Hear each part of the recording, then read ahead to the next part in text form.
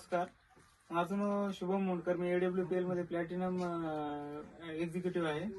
तर आज आपण नायगावमध्ये खूप छान रिझल्ट घेतला आहे आपल्या AWPLच्या प्रोडक्टचा, आमच्या मॅडमच्या मार्फत त्यांच्या मैत्रिणीला.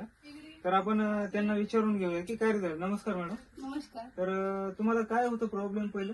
ते सगळे काळे डाग होते. हा हा. या साबणमुळे सगळे गेले. कोणती साबण वापरली तुम्ही? नीम. दाखवते एकदा त्यांना. अच्छा, कोण दिली तुम्हाला ही साबण? ते मॅडमने दिली. अच्छा, हा.